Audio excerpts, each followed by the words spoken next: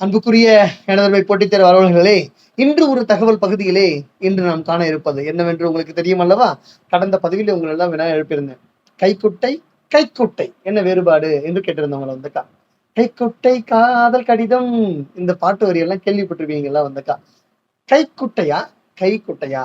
குட்டை என்று சொன்னால் உங்க எல்லோருக்கும் தெரியும், சிறியது என்று பொருள். குட்டை மனிதன், நெட்டை மனிதன் கேள்விப்பட்டிருப்பீங்களா வந்து. அப்ப குட்டை என்று சொன்னால் சிறியது, அளவிலே சிறியது.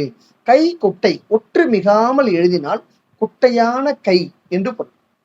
கை குட்டை கீழே விழுந்துச்சுங்க அப்படின்னா யாரோ குட்டையான கை கீழே விழுந்துச்சுன்னு அர்த்தம். கையா கீழே விழும். அப்போ கைக்குட்டை ஒற்று மிகுத்தி எழுதுவதே சரியானது. கைக்குட்டை என்று சொன்னால் ஒற்று மிகுத்தி எழுதினால் அதுக்கு என்ன பொருள்னா சதுர வடிவிலான சிறிய துணி என்பதை குறிக்கும். எல்லோரும் கைக்குட்டை மடித்து வைத்திருப்பீர்கள் அல்லவா? அப்ப கைக்குட்டை என்று எழுதுவதுதான் சரியானது. கை குட்டை என்று சொன்னால் குட்டையான கை என்று பொருள். கைக்குட்டை என்று சொன்னால் சதுர வடிவிலான சிறிய துணி என்று பொருள். அப்ப கைக்குட்டை விளக்கம் புரிகிறது அல்லவா உங்க எல்லோருக்கும் வந்து. அடுத்த பதிவிலே நாம் மற்றொரு சொல்லை பார்ப்போமா? பார்ப்போமா இல்லை, இப்பவே எல்லோரும் ஆர்வமா எதிர்பார்க்கறீங்க. அடுத்து வினா ஐயா என்ன சொல்ல போறாருன்னு பாருங்களேன்.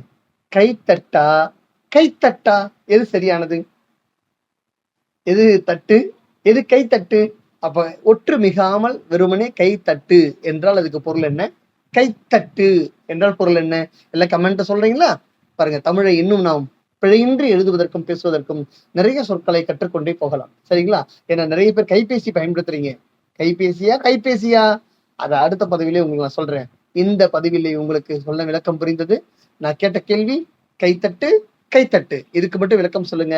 கையை அடிப்படையாக கொண்டு நிறைய சொற்களை நாம் பார்த்து கொண்டு செல்லலாம். சரியா? நன்றி கண்மணிகளே.